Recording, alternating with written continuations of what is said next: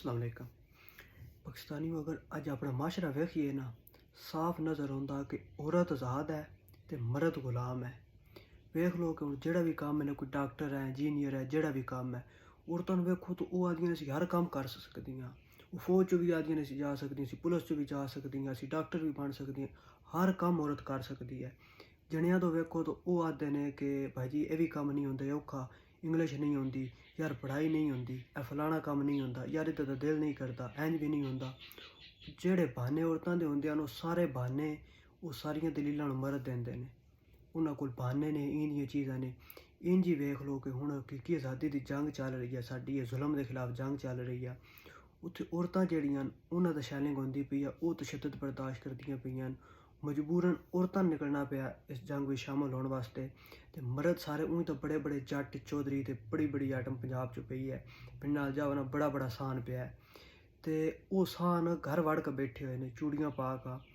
ते केह् वजह बनी कि मजबूर होकर औरतां नूं निकलना पेआ, वरना अज तक कोई भी जंग औरतां नहीं लड़ी। जंगां हमेशा लड़ना एह् मर्दां दा कम्म होंदा। ते आर्मी च बैठना ते पुलिसां च बैठना एह् मर्दां दे कम्म होंदे न। औरतां नूं क्यों बैठना पेआ? क्योंकि अजकल एह् साडा कसूर है मर्दां दा, असीं गुलाम बन गए आं। औरत दी जेह्ड़ी मैंटैलिटी है ना, ओह् हुण आज़ाद मैंटैलिटी हो गई है। औरत दी ज़हनीयत आज़ाद है। मर्द जेह्ड़ा है ना, ओह्दी अजकल गुलामां आह्ली सोच है। खौफ है, उस तो बाद होर बहाने, दलीलां, हुज्जतां, नीत रामी, हुज्जतां ढेर, ओह् सिस्टम है। ते पाकिस्तानियों 22 करोड़ दा मुल्क है, टोटल 5-6 लाख फौज है।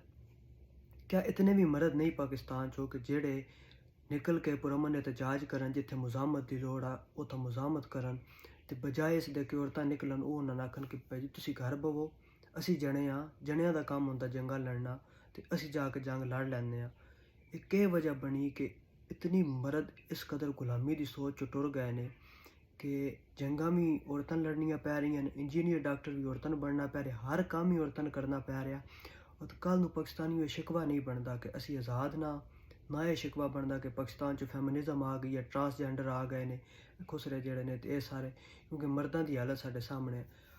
अज बड़ा एक फैसला कुन मोड़ है पाकिस्तान ते। अज मर्दां दा कम्म बनदा है कि सारे निकलन, इस जंग चो आज़ादी लैन, ते औरतां दस्सन कि मर्दां दा कम्म होंदा जंग लड़नी, तुसीं घर बवो ते असीं मर्द जाके एह् जंग लड़सांगे।